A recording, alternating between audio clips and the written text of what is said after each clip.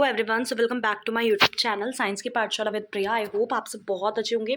तो आज हम दोबारा से बहुत इंपॉर्टेंट डेफिनेशंस कर रहे हैं, बहुत शॉर्ट वीडियो है, ठीक है। तो सबसे पहले होम्योस्टेसिस का देखते हैं। बेसिकली कोई भी ऑर्गेनिज्म है, उसकी एबिलिटी है, उसकी काबिलियत है कि वो अपना जो इंटरनल इन्वायरमेंट है उसको मेनटेन कर ले रहा है।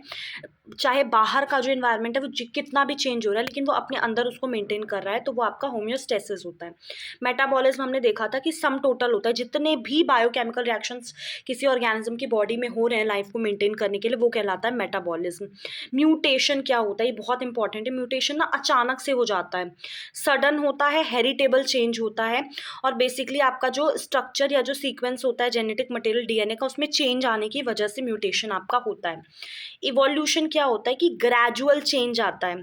जो इनहेरिटेड ट्रेट्स होते हैं, जो पेरेंट से बच्चे में जाते हैं, फिर बच्चे से उनके बच्चे में जाएंगे, ऐसे करके जो ट्रेट्स होते हैं उसमें धीरे धीरे धीरे धीरे धीरे धीरे जैसे जैसे जनरेशन्स आपकी आगे बढ़ती जाएगी वैसे वैसे चेंज आता है, उसको हम लोग इवोल्यूशन बोलते हैं, ठीक है। अब आते हैं बायोडाइवर्सिटी।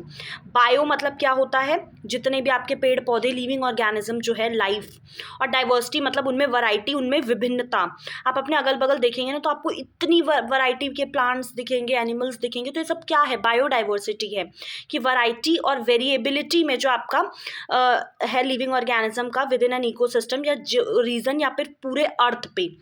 अब एंजाइम क्या होता है, ये आपका बायोलॉजिकल कैटलिस्ट होता है। मतलब यूजुअली आपका जैसे प्रोटीन है ना, तो एंजाइम जो है वो एक तरीके का प्रोटीन है जो कि केमिकल रिएक्शंस को फास्ट कर देता है, एक्सेलरेट कर देता है, लेकिन खुद कंज्यूम नहीं होता, ठीक है।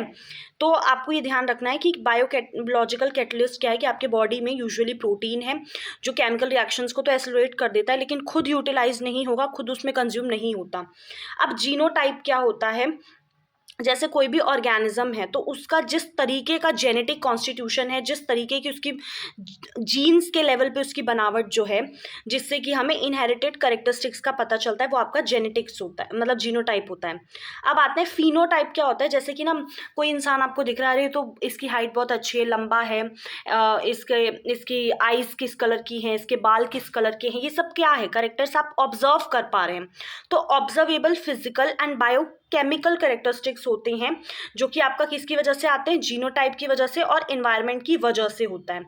अब आते हैं इकोलॉजिकल सक्सेशन।